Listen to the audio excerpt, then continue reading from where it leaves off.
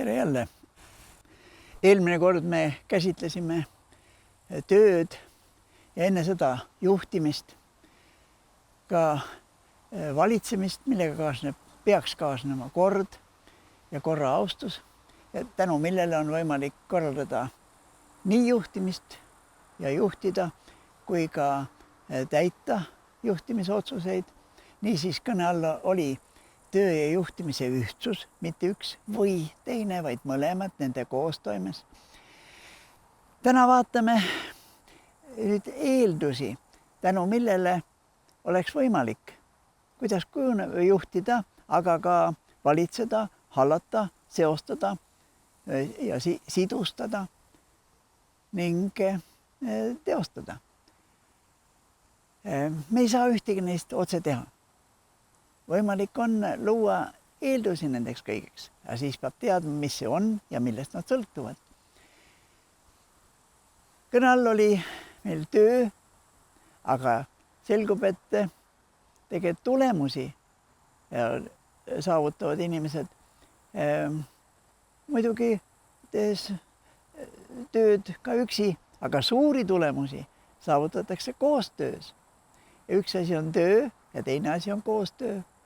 Mõned töötavad koos palju aastaid isegi, aga koostööd ei ole.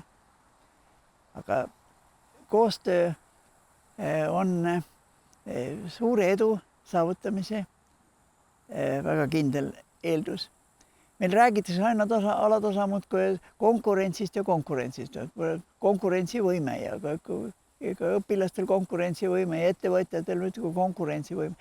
Koostöövõime oleks vajalik ja vaja on otsida võimalusi vastastikuseks täiendamiseks, üksteise rikastamiseks, üksteisele edu saavutamiseks, vajalike eelduste loomiseks.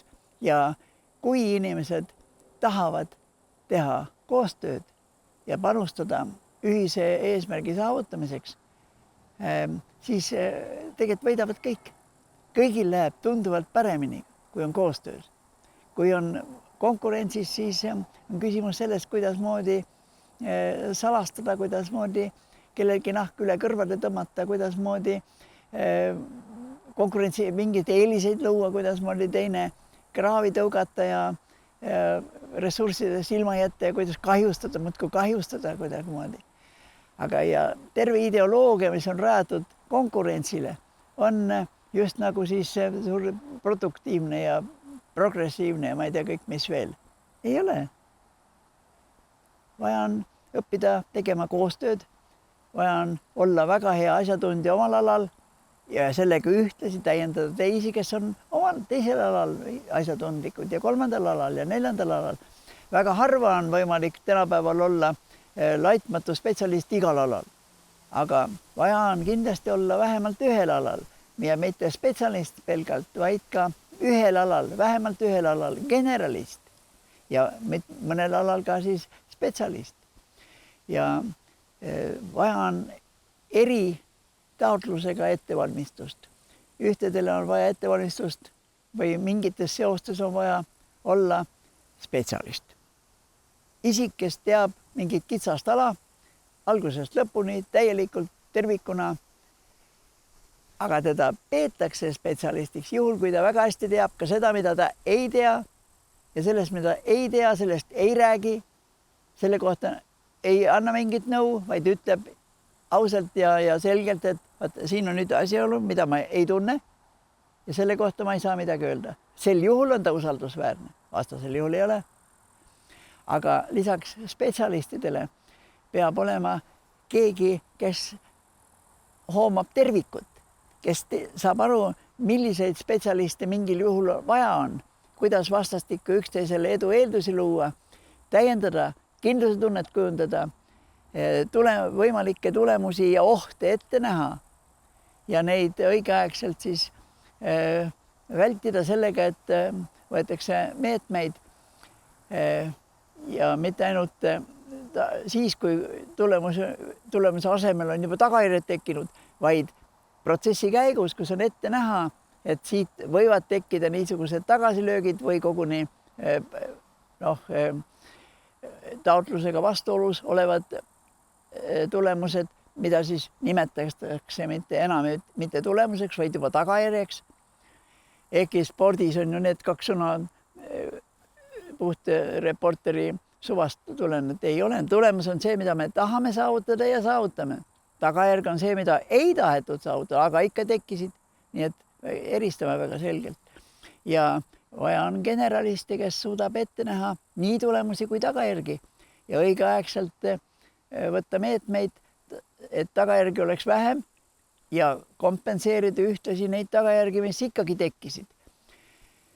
Mõnikord on nii, et taotletakse eesmärke ja saavutatakse neid ka, neid tulemusi siis, aga ei pöörata üldse tähelepanu nendele tagajärgedele ja pärast selgub, et tagajärjed lämmatavad kõik need tulemused. Ja nii et niisiis me oleme sellest rääkinud ja kordan, tähendused kujunevad kontekstis ja iga tegevus on üheaegselt mitmes kontekstis. Ühes kontekstis on tal üks tähendus, samal tegevusel ühes teises kontekstis on teine tähendus ja kolmas tähendus kolmandas kontekstis ja mitu konteksti korraga kõne all on ja mida me suudame näha ja arvestada.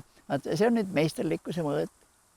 Kes ikka konteksti ei taba, sellele tuleb kaastunnet avaldada või öelda, et peaks ikka veel koguma enne, kui ta tohib võtta julgust või kui ta julgeb midagi väga suurt otsustada ja loota, et teised seda siis usuvad ja teda ühtlasi ka usaldavad mingit suuremates ettevõtmistes. See on see kogemus nüüd.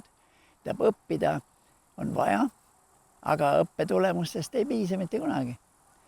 Õppimisega saame teadmisi, praktikas kujunevad meil oskused, kui me harjutame, katsetame ja kujunevad oskused, aga selleks, et ette näha ja tervikut tunnetada ja võimalikke ohte õigeaegselt märgata ja nii edasi, selleks on vaja kogemust. Ja väärtuseks on, ma panen need sõrmed jälle niimoodi, teadmiste, oskuste ja kogemuste ühtsus. Ühtsus on tähtis, mitte üks, teine või kolmas. Kõik kolm on koos tähtsad. Ja neid peab ka käsitlema koos ja arvestama koos ja väärtuseks pidada koos. Sel juhul on tegemist valmidusega, mis võimaldab olla rahuldavalt produktiivne ja ühtlasi ka siis õnnelik selle võimaluse üle tegutseda. Niisiis, ühest küljest on õpe, teisest küljest on praktika, aga ühtlasi on vajalik olla pidevas enesetäienduses. Aeg muutub, muutuvad võimalused, muutuvad ohud ja valmidust on vaja mitte tagantjärgi tark olemiseks, vaid ettenägemiseks ja õigeaegselt meetmete võtmiseks. See õigeaegsuse küsimus ei ole vähetähtis. See tähendab, et on vaja õppida modelleerima ja mudelite abil prognoosima, mis võib juhtuda. Ja siis juba saame nende mudelite varal koostada stsenaariume.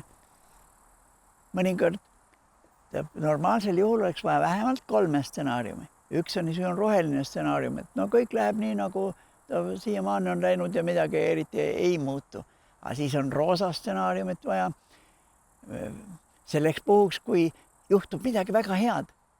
Seda, mida raske isegi unistada, aga vaat juhtub. Elu on täis ootamatusi. Ja 3. stsenaarium peaks olema must stsenaarium, et juhtub midagi väga hirmsat. Juhtub midagi niisugust, mida ei tahaks uneski näha, aga juhtub. Ja me kogu aeg ju tuletõrjeauto ostetakse ka ilma ei saa, lootuses, et seda ei lähe iialgi tarvis. Ja nii on ka igaste relvadega. Nad on igaks juhuks olemas, aga selle lootusega, et neid vaja ei lähe. Aga nad peavad olema. Ja niisiis peab ette nägema võimalikke ohte ja olema valmis nendeks. Ja seetõttu on vaja vähemalt 3 värvi stsenaariumi tuleviku kohta. Ja needsamad, see juhtimine ja valitsemine ja haldamine ja sidustamine, need on kõik olulised, mitte ainult juhtimine. Juhtimise objektis on protsessid. Aga selleks, et protsessid saaksid kulgeda, selleks on vaja teisi tegevusi, kõike seda, millest sõltub juhtimine. Ja selle üheks eelduseks siis on ka veel ettenägemine ja äratundmine õigeaegselt.